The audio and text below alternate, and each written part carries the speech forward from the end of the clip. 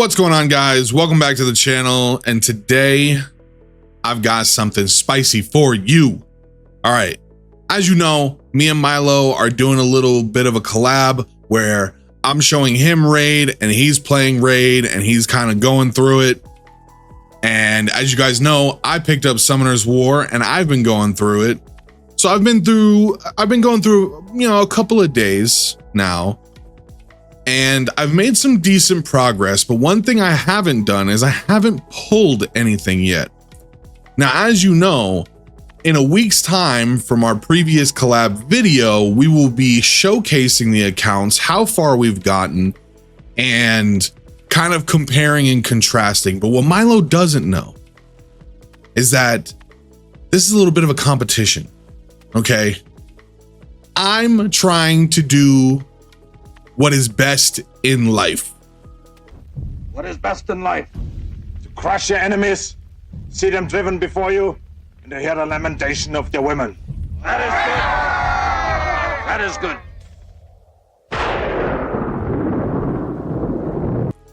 So, in that vein, what we're going to do today is we're going to pull all of the scrolls we have accumulated thus far and see what we get to help us boost our progress even further. So, funnily enough, a lot of you guys watching this have come over from Summoner's War, and in the comments, I have seen some middling kind of opinions. Some people say that quitting Summoner's War was the best thing that they'd ever done. Some people say that Summoner's War is still the best gacha on the market. And the funny thing about this video is that with all of the pulls, I have no idea what to get excited about. I still haven't done a lot of research into Summoner's War, and so I don't actually know who's who and what's good. I've done a little bit of research and kind of found some of the standard monsters that, almost the champions there, the standard monsters that help with dungeon progression, tower, all that stuff. So I think it'll be interesting for me to pull some stuff and you guys get to see whether or not I pull anything fantastic, and I probably won't even know it. But let's jump right into it, shall we? So we've got 4 legendary scrolls, 2 LD scrolls, 2 water scrolls, 6 wind, 191 mystical scrolls, more mystical summons with crystals if we want to, although generally speaking, much like raid, I don't use the gem resource for pulls, so I may or may not do that. We've also got 11 engraved scrolls, and I've actually done some of these dungeons. I thought it was a very interesting thing where in the chat people will find these secret dungeons and you can actually go in and join them to get, I guess, the equivalent of what we would call fragments to create a lot of solid monsters. I think that's actually pretty dope. So without further ado, we're going to start with, let's start with our mystical scrolls and go from there. I also have like a couple, almost like 2,000 unknown scrolls, but we're not going to pull those on camera. Nobody's excited about nat 1s and nat 2s. We want 3s, 4s, 5s.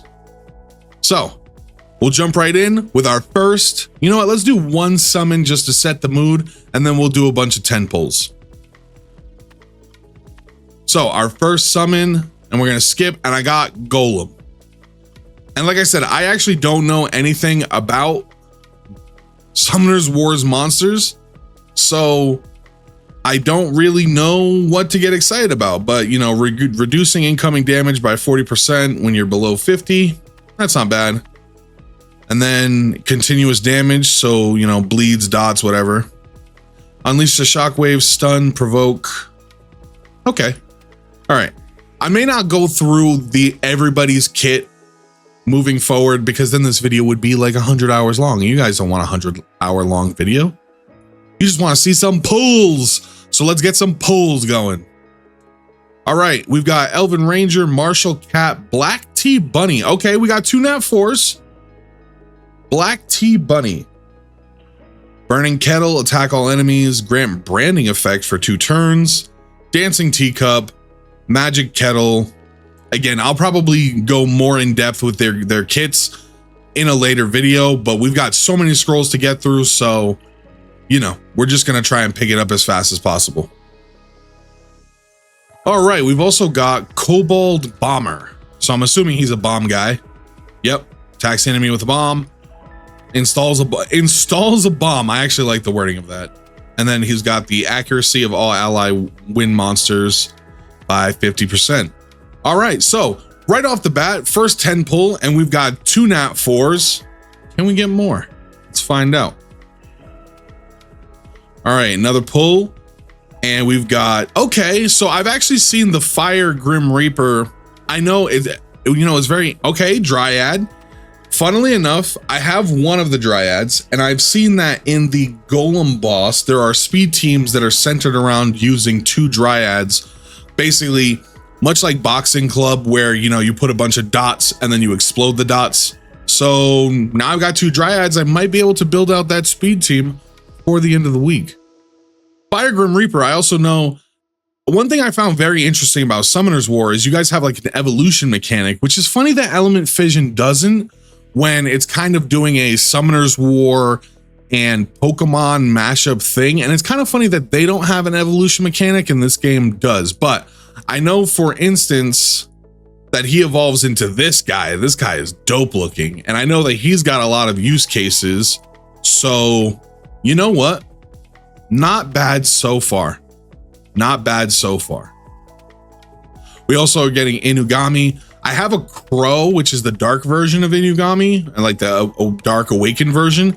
And so, you know, we get a little fodder, people. I don't know if any of these wolves are investing into, but I know Crow, I see people talk about him a lot. So maybe I'll invest into him first so I can get him as powerful as possible.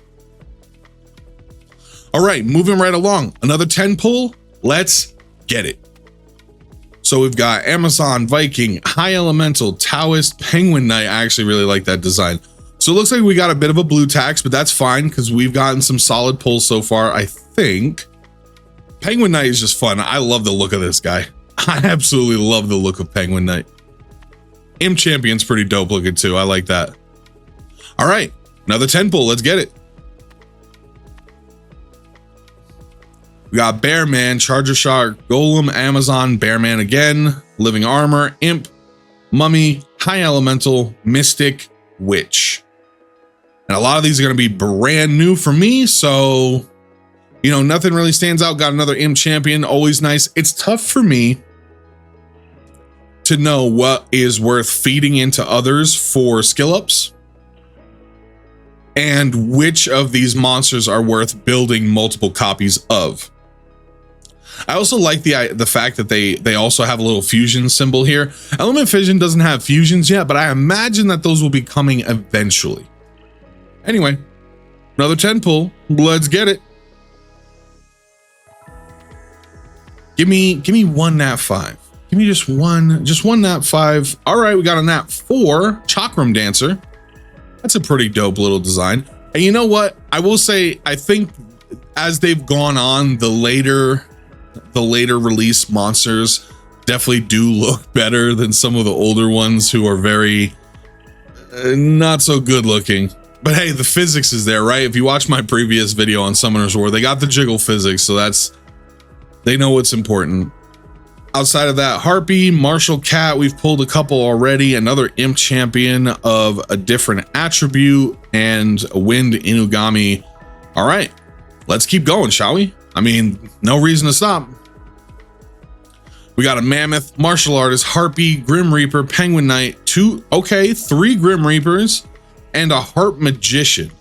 I have a couple of, I have the fire and the wind one, I believe. So now I have the water. So now I have all 3 bog standard Harp Magicians. Don't really know a whole lot about them. I know that they're like a support. This one actually looks more of like a damage dealer. Puts all enemies to sleep and puts continuous damage effects for 2 turns. Okay. All right. Got another of the Fire Grim Reapers, so that's nice. We'll be able to skill him up a little bit. And the wind ones, I actually don't see a whole lot of talk about the wind versions. Well, I guess this arena defense just uses all of the Grim Reapers. So, okay, fair enough.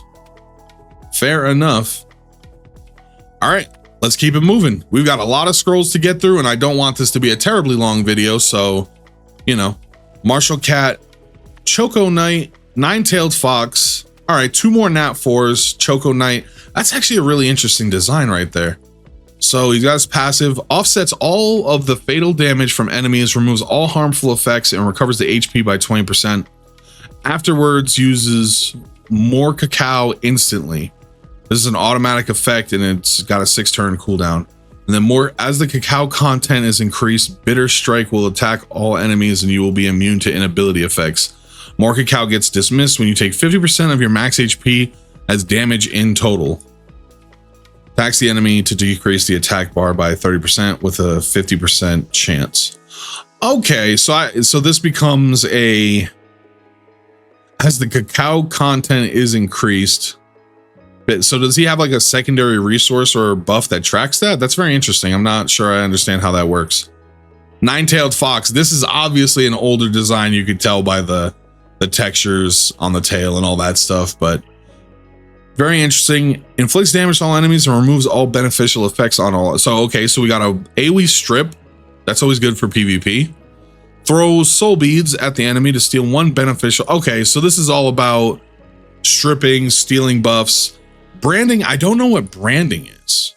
I mean, I know what branding is for the YouTube channel, but I don't know what branding is in this game. I'll have to look that up. All right, let's get another 10 pull going. Come on, give me a Nat 5. Nat 5. Drunken Master, I've seen some people talk about him. Griffin, I've also seen people talk about as his evolved or awakened version or double awakened version, Bernard.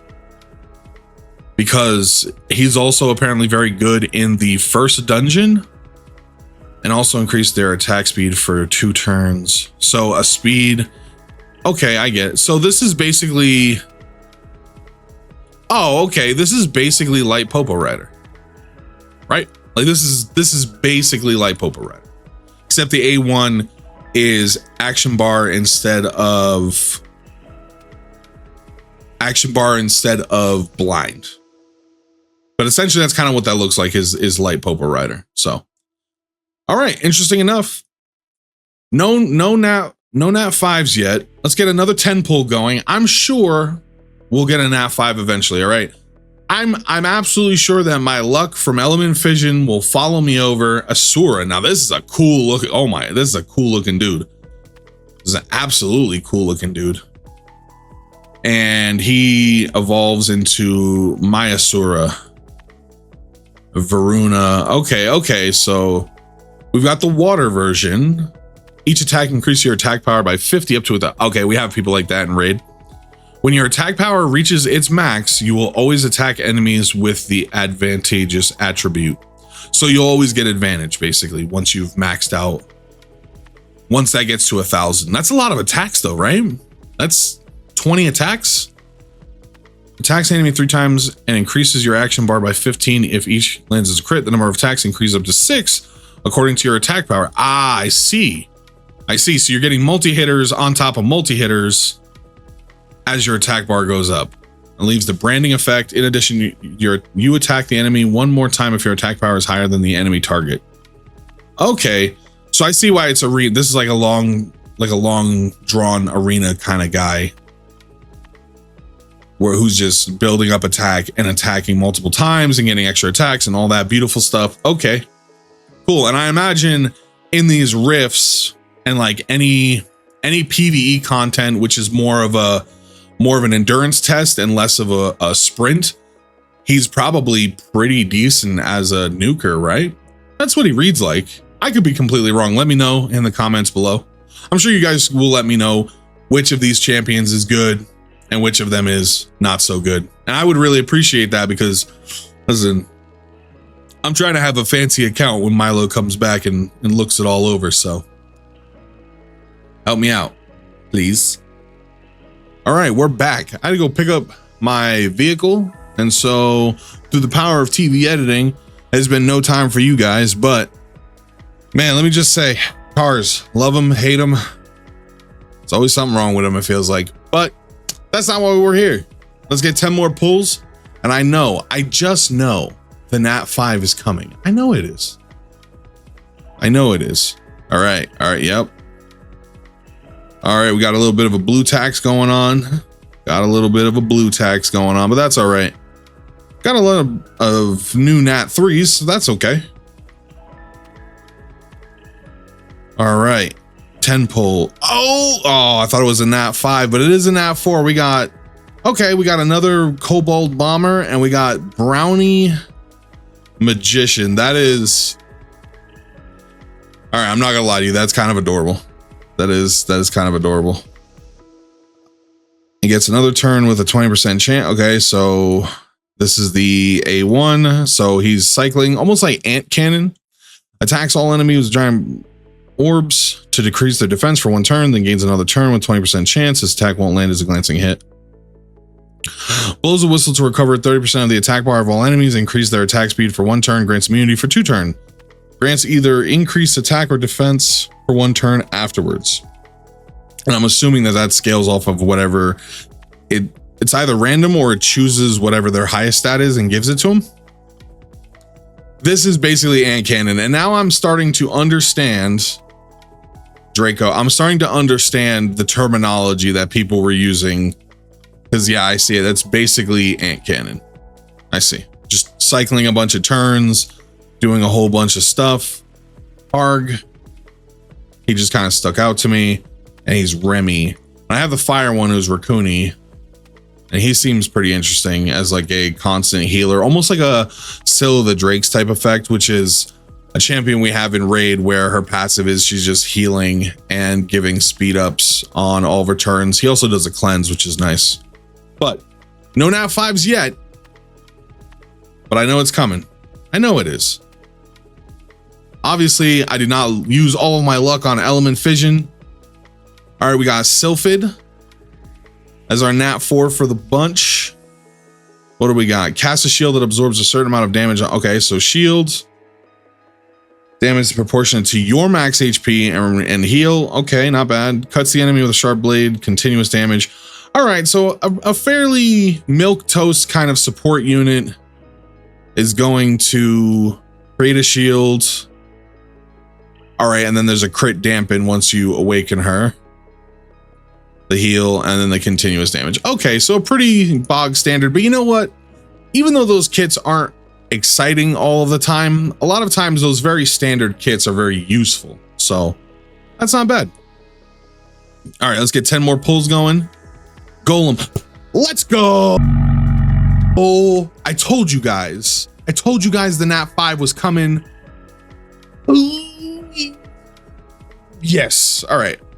So I actually don't know if I should be excited. I'm sure somebody in the comments is gonna be like, huh, this guy just got excited over Battle Angel. Buns. But that's okay. I'm excited. Wow.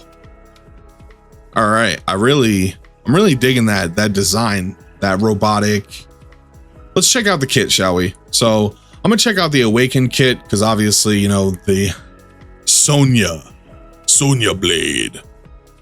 The faster you are than the enemy, the chance of receiving a glancing hit from the enemy increases by up to 50. Oh, so this is Fire Monk, right? Because they have the exact same passive where if you're moving faster, the chance for the enemy to hit you with a glancing is 50%. The damage dealt increases by up to 100%. In addition, if the enemy attacks if the enemy's attack you receive lands as a glancing hit, you will recover your action bar or attack bar by 50%.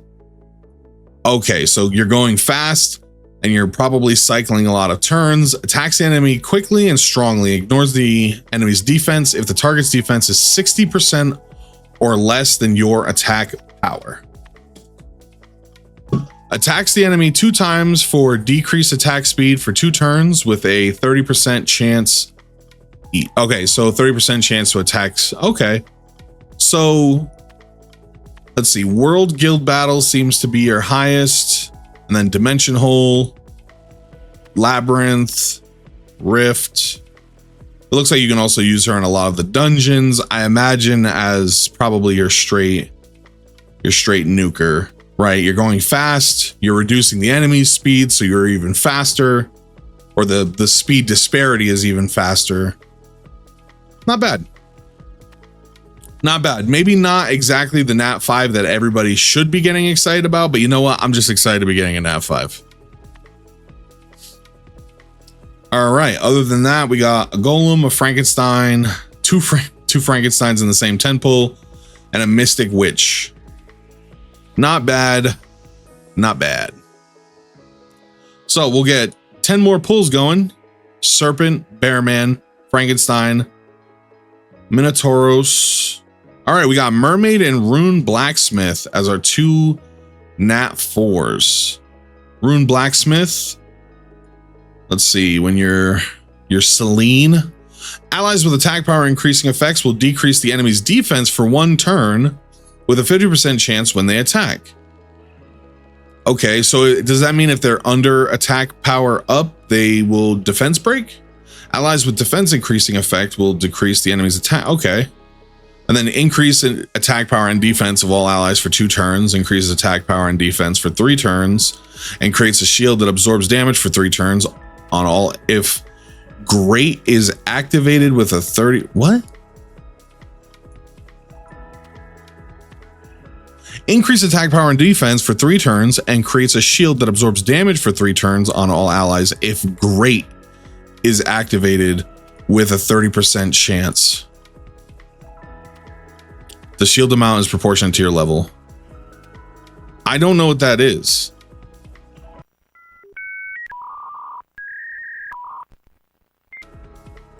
Man, that is a funky way to say those words for sure. I don't know. Maybe I'm dumb, but I'm not quite sure I understand what that means. But I mean, it seems again a very standard kit. You're bringing attack up and defense up, but with your passive, you're also making it so that every time somebody with attack up or defense up hits somebody, there's a chance that they get the corresponding debuff, which is really nice, actually. That's a really cool ability. And then we got Fire Mermaid, who becomes Platy or Platy. Attacks an enemy, stunning the enemy for 1 turn, and sets back all of the target's skills to max cooldown with an 80% chance each. So I'm assuming it basically rolls for each ability. If your HP is at 50% or lower, stuns the enemy, recovers the target's ally to recover the ally targets. Okay. If anybody watching this ever does any localization ever, put target before ally or enemy. That's just a much more comfortable way to read that sentence. Just saying. Okay. Recover the ally target's HP and attack bar by 40% each. If the skill is used on the dead ally, the ally will be revived with 40% HP and 40% attack bar, but adds 2 turns of cooldown time.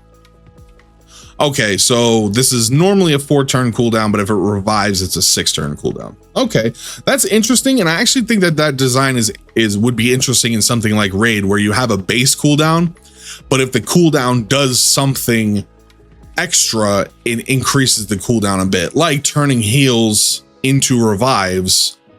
Yeah, I think that's actually a very interesting design choice. I'm digging that. I don't know how good it is, but it's an interesting design at least. Burst a mana bubble that deals damage, removes a beneficial effect. Okay, and then the damage of the skill increased according to your max HP. Okay, so buff strip, cooldown set. Okay, so yeah, this is very much a PvP type champion for sure. And it comes across easily in the kit. All right, 10 more pulls, let's go. Werewolf, Battle Mammoth, Werewolf, Inugami, Taoist. All right, we got a bit of a blue tax, as we say in raid terms, a bit of a blue tax. All right. Are we getting oh, we got another blue tax. That's a bummer. That is a bummer. 30 more scrolls.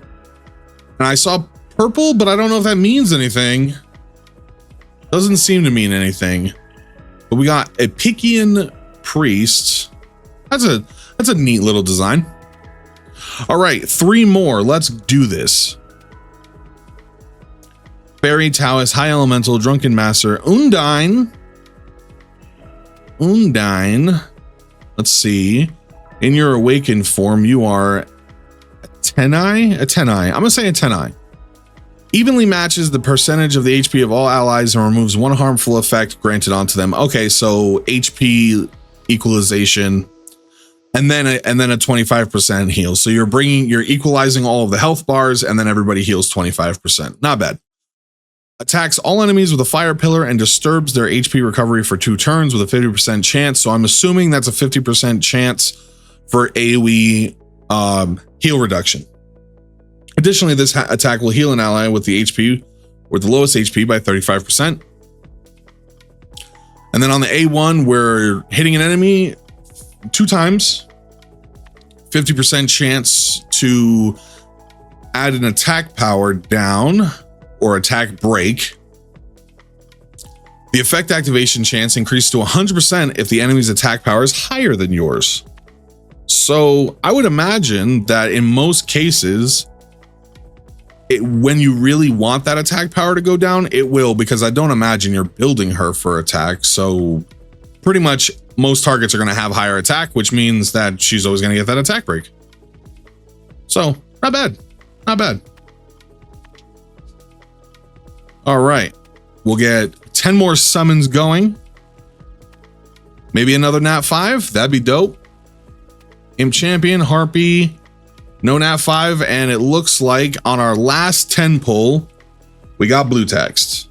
So in 191 pulls, we got 1 Nat 5. That is definitely not the luck we were used to in Element Fission, but that's okay because, you know, this game isn't Element Fission. It's its own thing. You've reached the max limit of monsters you can possess. Summon monsters will automatically be stored in the Summon Monster Sealed Shrine. That's right. They do a very different kind of setup where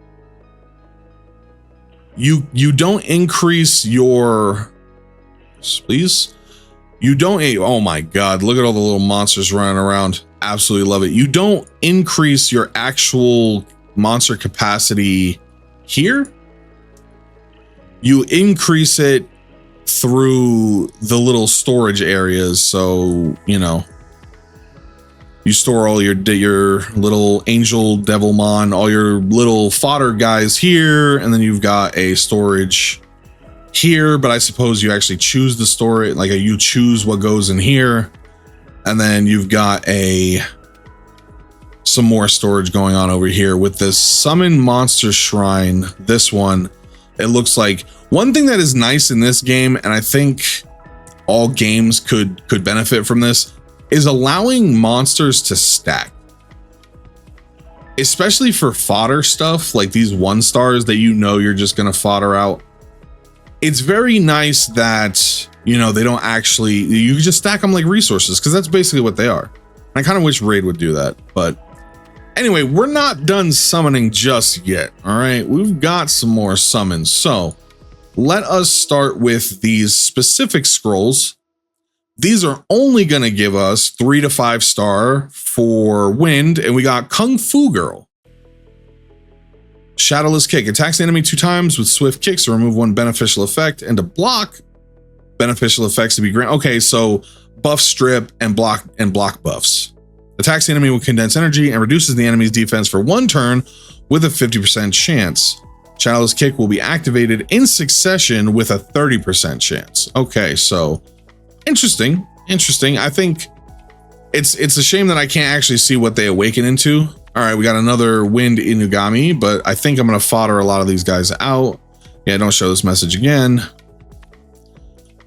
because I want to get my Crow up. I see a lot of people talk about Crow. We got another Wind Griffin, and I know people talk a lot about Bernard, and so definitely have to build him out. I think, especially for the first dungeon, Bernard is supposed to be very kind of standard for your first team. So we'll probably build him out and get him in a team going there, along with a Dryad or 2. Okay, we got another Nat 5. Let's go. See, I knew I wasn't just going to get 1 Nat 5. That's not what we do over here at Tita's Gaming. We get more nat 5s, and then we know absolutely no idea of how to use them, and everyone gets very mad. I'm sorry, guys, but hey, I need these. Okay, I need this right now. Attacks the enemy target with a powerful lightning and inflicts damage that's half of the damage dealt to all other. And inflicts damage that's half of the original damage. Okay, so one single target nuke with a half of the damage being kind of AoE around. The damage dealt to other enemies increases by 50% if the target dies from the first hit. Enemies killed by this attack cannot be revived. Okay, so this guy is a new. We actually have someone like that, and he's a mythical in Raid called Sigmund or Sigfrind. But basically, he does a single target nuke. If it kills the initial target, the excess damage hits the entire wave. So very, very good AoE nuke. And if you build him super strong, I imagine this is just going to nuke the crap out of waves. Attacks the enemy 2 times with each attack, having a 75% chance to remove a beneficial effect of the enemy and a 75% chance to block beneficial effects. This attack will always land as a critical hit. Okay. Huh. Attacks the enemy with the power of yin and yang and puts the enemy to sleep for 2 turns with a 20% chance. The damage increases according to your max HP. Huh. So is he like a max HP nuker? Or is he like, you can build him for multiple things? He's also increasing the critical rate of all monsters by 24%. I mean, he seems super solid. I'd have to check him later on to see what he's actually scaling off of. And our final pull is a wind werewolf. All right, so now moving on from there, we've got 2 water scrolls. I haven't gotten any fire scrolls yet now that I'm thinking about it, but that's okay. And we've got water martial artist. Meh. I think we already have quite a few copies of him, and a water war bear. All right, so nothing crazy from the water scrolls. The wind scroll did give us that nat 5 and in 190 pulls. So we've got 2 nat 5s on the account. Not bad at all. Let me see. Light and dark scrolls. We've got 2 now. In the past, actually, you know what? I'm gonna pull those. Do I pull those now? Or do I pull those last? I think I pull them last because that seems to be the standard for us, and we're hoping that we get just as lucky as we did last time. So we got a fire sylph, but we knew we were going to get an nat 4. Summons the phoenix to breathe fire on all enemies and inflicts 2-turn continuous damage for 3 turns. This attack won't land as a glancing hit. Okay, so compress the air, which sets the attack sets the attack bar to 0. Okay, so you completely remove someone's attack bar. Throws a small spirit at the enemy to attack, decreasing the attack bar by 30% with a 75% chance. Okay, so a lot of, that's funny because usually when you're putting continuous damage on somebody, you want them to take turns so that damage goes through. But maybe this is more of like I have a team that sets up a bunch of continuous damage. I reduce your attack bar, and then by the time you actually take a turn, there's so much damage over time that you just die. That's a funny way of kind of going about it. I don't hate the concept, actually. All right, our next nat 4, nat 5, we got Wind Desert Warrior. Inflicts continuous damage on the enemy for 3 turns when attacking. Inflicts additional damage that's 7% of your max HP when you attack on your turn. In addition, it increases your attack bar by 10% whenever the enemy is inflicted with continuous damage on the enemy's turn. Now, does this stack? So if you have a bunch of continuous damage, does that mean that you're getting you're just cycling turns like crazy? Because if that's true, that's insane. And I imagine this guy, it would be really good for the first dungeon. Attacks the enemy 2 times to remove 1 beneficial effect and silence for 2 turns with a 75% chance respectively. So does that mean each effect? So does that mean that Okay, so does that mean that the 2 attacks each only have like 1 chance to remove a beneficial effect and silence, and then 75% chance for, okay. And then damage increase according to your max HP. Attacks the enemy to disturb and then block healing.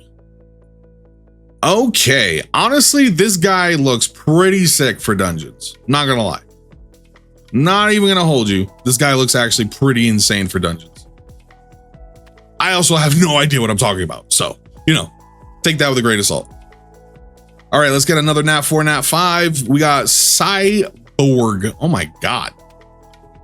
Dude, she's ripped. Look at those. They went from no textures to, hey, here's every muscle texture in the game. Not bad. You can definitely see the quality of design go up as time has gone on. Recovers your HP by 20% if you gain a turn while having 50 or below. Increase your damage up to 75% according to your HP condition if you attack the enemy while having more than 50%. If you gain a turn while, okay, so you heal yourself by 20% if you're below 50. And then at the start of your turn, if you are above 50, you gain 75% increased damage. Okay, all right. Attacks the enemy to deal damage that ignores all damage reduction effects. The target defeated by this attack cannot be revived during the battle. Okay. And attacks the enemy to decrease the defense for 2 turns with a 50% chance. So this is looking like another PvP mod. And I have heard that Summoner's War is very PvP focused. I imagine a lot of these gacha games are very PvP focused. So that doesn't necessarily surprise me that a lot of these are going to seem like they are PvP or PvE focused. All right, we're gonna pull and we got a Hypno Meow. Allies under sleep will not get defeated from enemy. Okay, so if an ally is under sleep, they can't die. You can use this skill while sleeping. Your attack speed. Okay, so you've got 2 passives and just 1 active. Your attack speed is increased by 30% and recovers HP of all allies by 20% of your max HP when you use a skill while sleeping. In addition, decrease HP of the enemy that wakes up from sleep due to taking damage or getting a turn. Attacks the enemy, dealing more damage according to your max HP. Removes 1 beneficial attack or 1 beneficial effect with a 30% chance and puts the target to sleep for 1 turn with a 30% chance. You will also fall asleep after attacking. Allies while under sleep will not get defeated from enemy attacks. Your attack speed is increased and recovers HP of all allies, but your mat when you use a skill while sleeping. In addition, decreased HP will not get defeated from enemy attack. Okay, so I see. So obviously sleep, you wake up if you take any damage while you're sleeping. But the idea here is that at least with the first hit, even if it would kill you, it won't. And then when you use a skill while sleeping. So does this mean that if this passive triggers, that's using a skill, and so you'll wake up, but you'll recover 20% of your HP to all allies, hopefully getting you back to your A1 where you will then fall back. Okay. Very interesting design. We do actually have a champion in Raid that's kind of like that. We have 2 actually. We have Cornelia and Bambus that do the whole put yourself to sleep, but then you wake up and something happens when you wake up. Very interesting. I wonder what that monster would look like under a sort of revenge set where you're taking attacks every time you get hit. I imagine you can get into a pretty nutty cycle when that's the case. At least that's what I imagine. So we still have some engraved scrolls to open. Where are they? Right here. We have some other summons. Like I said, I really do think these ideas for dungeon fragments are dope. Especially considering like other people can find them and then you just join in and farm for a champion. I think that's actually pretty cool. all things considered. And the nice part is you can farm it more than you need so that you can also farm copies to get skill ups. I think that concept is pretty interesting, and I think it'd be cool if Raid would do some more stuff like that. You know, I think Raid in general would be a better game if they were a little more lenient with some of the champions you get your hands on. That's just me though. All right, so we've got engraved scrolls. I didn't know which set to pick, so I just picked a set. May have gone off a little half cocked, but oh well. So we've got 11 of these, so we'll pull one now. We get a wind living armor, and then we're gonna do a 10 summon and see what we get. Living armor, bear man, war bear, vagabond, living armor, Taoist, elven ranger, penguin, and Pere. Okay, so we didn't get blue text on the engraved summons. That's nice. We have the water version of Pere. This is the wind version. We're gonna look her up. Sophia. So attacks an enemy target 5 times, dealing massive damage. Each attack has a 50% chance to decrease the target's defense for 2 turns. This attack absorbs all of the enemy's attack bar when used with full HP. Okay. Inflicts damage with a sharp attack and recovers your HP by 50% of the damage dealt. Increase your attack by 100% if your HP is full after the attack. Okay. So if you're full HP, you're absorbing attack bar, you're cycling turns, and then buff stripping on the A1. And what do they say? Dimension hole, sanctuary of dreaming fairies. Although I imagine this is what helps with getting a second awakening, right? Like these dimensional holes. Rift of worlds. We're seeing a lot of wolves and the like. The Kali, which I think we have the fire. It looks like the fire and dine. So, okay. Kairos dungeon, Giant's Keep. I honestly was thinking that she looked like she'd be absolutely insane for this dungeon, because a lot of the bosses can have their turn meter manipulated. And so, of course, that's always good, right? Orang. And to be fair, teams like this, we can pretty much already put together. We don't have the second awakening for either of them, but yeah, okay. Not bad. Not bad at all. So now we come to the final piece. I mean, I could summon this, but we already know what they're going to be. So that's not exciting for you guys to watch. We could also do some more mystical summons, though. I don't know how many of my gems I really want to spend on that. So I think I'm not going to. But we've got 2 LD scrolls. Now, in Element Fission, as a bit of a meme, I have gotten fairly lucky with these LD scrolls. So I guess we will see if that luck continues starting now. All right, the energy is purple. I don't know if that means anything. And we get light mystic witch. Summons so attacks all enemies 3 to 4 times, each hit applying one of the following effects for 1 turn.